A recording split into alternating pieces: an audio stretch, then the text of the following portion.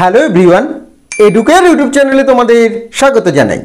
আমাদের আজকের আলোচনার বিষয় হলো দশম শ্রেণীর অর্থাৎ মাধ্যমিক ইতিহাসের চতুর্থ অধ্যায় সংঘবদ্ধ গোড়ার কথা, বৈশিষ্ট্য এবং বিশ্লেষণ।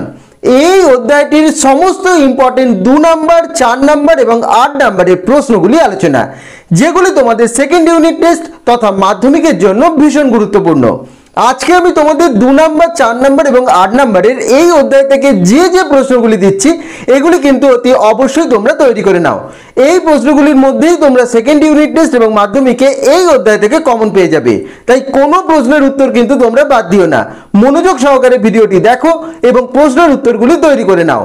যদি কোনো প্রশ্নের উত্তর তৈরি করতে না পারো বা তোমাদের কোনো সমস্যা হয়ে থাকে, প্রশ্নগুলি শোনার পর আমাকে অবশ্যই সেগুলি কমেন্ট করে জানাবে, আমি সেই উত্তর তোমাদের যথাযথভাবে তৈরি করে দেব।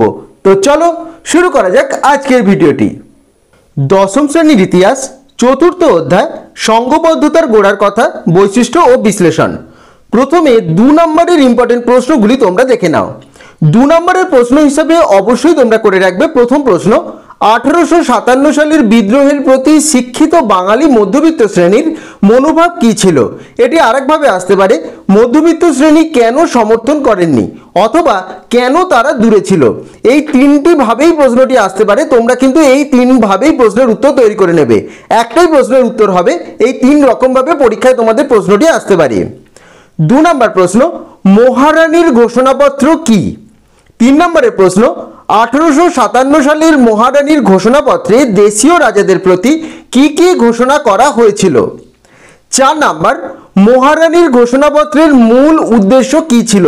এই প্রশ্নটি মাধ্যমিক 2018 সালে এসেছিল, এই জন্য MP 18 বলে এখানে লেখা রয়েছে। প্রত্যেকটি প্রশ্ন কিন্তু তোমরা করে নেবে, ভিডিওটি পজ করে করে প্রশ্নগুলি খাতায় লিখে নেবে।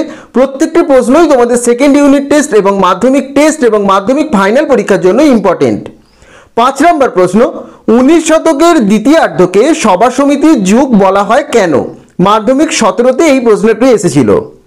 6 নাম্বার, জমিদার সভা এবং ভারত সভার মধ্যে 2টি পার্থক্য লেখো। মাধ্যমিক 2019-এ এই প্রশ্নটি এসেছিল। 7 নাম্বার, আনন্দমঠ উপন্যাস কিভাবে জাতীয়তাবাদী ভাবধারাকে উদ্দীপ্ত করেছিল? মাধ্যমিক 17তে এই প্রশ্নটি এসেছিল। প্রতিটি প্রশ্ন করবে, কোনো প্রশ্ন যেন বাদ দেবে না তোমরা। 8 নম্বর প্রশ্ন, আনন্দমঠ উপন্যাস লেখার পিছনে বঙ্কিমচন্দ্রের ঐতিহাসিক উদ্দেশ্য কি ছিল? 9 নম্বর প্রশ্ন, বর্তমান ভারত গ্রন্থটি কে রচনা করেন? এটি কবে প্রকাশিত হয়? 10 নম্বর প্রশ্ন, বঙ্কিমচন্দ্রের ভারতমাতা ও অবনীন্দ্রনাথ ঠাকুরের ভারতমাতার মধ্যে পার্থক্য কোথায়?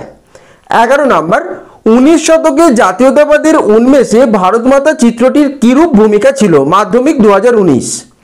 12 নাম্বার, গগনেন্দ্রনাথ ঠাকুরকে বাংলা ব্যঙ্গচিত্রের জনক বলা হয় কেন? এবং 13 নম্বর প্রশ্ন, ব্যঙ্গচিত্র কেন আঁকা হয়? মাধ্যমিক 18তে এসেছিল।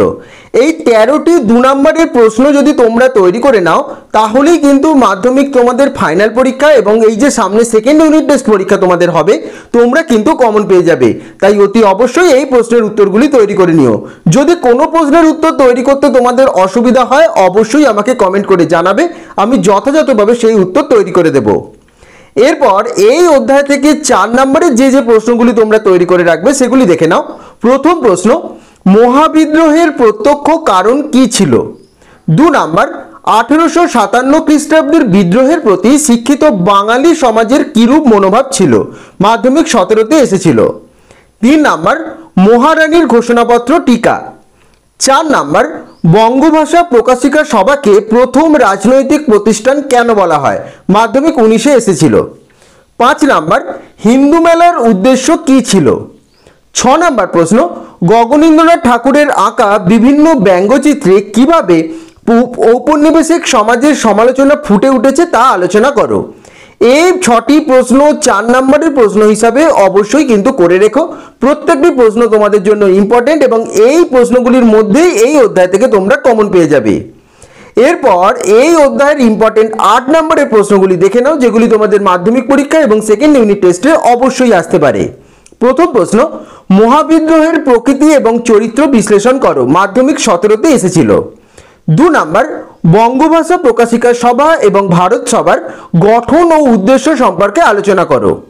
3 নাম্বার, আনন্দমঠ উপন্যাসের মধ্য দিয়ে কিভাবে জাতীয়তাবাদের রূপ পরিস্ফুট হয়েছিল। 4 নাম্বার, জাতীয়তাবাদের বিকাশে বিবেকানন্দের অবদান আলোচনা করো। এই 4টি প্রশ্ন অবশ্যই কিন্তু 8 নম্বরের প্রশ্ন হিসাবে তোমরা করে রাখবে। এগুলি কিন্তু ভীষণ গুরুত্বপূর্ণ। দরকার পড়লে ভিডিওটি পজ করে করে প্রশ্নগুলি তোমরা খাতায় লিখে নিয়ে তৈরি করে নাও। যদি কোনো প্রশ্নের উত্তর তৈরি করতে অসুবিধা হয় বা তোমরা না পারো, অবশ্যই আমাকে কমেন্ট করে জানাবে। আমি যথাযথভাবে সেই উত্তর তোমাদের তৈরি করে দেব। এবং এই প্রতিটি প্রশ্নের মধ্যে কোনো প্রশ্নই কিন্তু তোমরা বাদ দিও না। এই প্রশ্নের উত্তরগুলি তৈরি করলেই 4র্থ অধ্যায় অর্থাৎ সংঘবদ্ধতার গোড়ার কথা, এই অধ্যায় থেকে তোমরা কিন্তু 100% কমন পেয়ে যাবে। দরকার পড়লে ভিডিওটি প্রথম থেকে আরেকবার দেখে নাও এবং অতি অবশ্যই যে প্রশ্নগুলি তোমাদের দিলাম এই প্রশ্নের উত্তরগুলি তৈরি করে নাও। তো আশা করছি আজকের ভিডিওটি তোমাদের ভালো লেগেছে এবং আজকের ভিডিওর মাধ্যমে দশম শ্রেণীর তথা মাধ্যমিক ইতিহাসের 4র্থ অধ্যায় সংঘবদ্ধতার গোড়ার কথা, বৈশিষ্ট্য এবং বিশ্লেষণ, এই অধ্যায়ের সমস্ত ইম্পর্টেন্ট 2, 4 এবং 8 নম্বরের প্রশ্নগুলি তোমরা পেয়ে গেলে। এগুলি অতি অবশ্যই তোমরা তৈরি করে নাও। যদি কোনো প্রশ্নের উত্তর না পারো, আমি আগেই বলেছি আমাকে কমেন্ট করে জানাবে, আমি সেই উত্তর তোমাদের যথাযথভাবে তৈরি করে দেবো। এবং ভিডিওটি ভালো লেগে থাকলে অবশ্যই ভিডিওটি লাইক এবং শেয়ার করে দিও এবং চ্যানেলটি অবশ্যই তোমরা সাবস্ক্রাইব করে দিও। সকলে ভালো থেকো।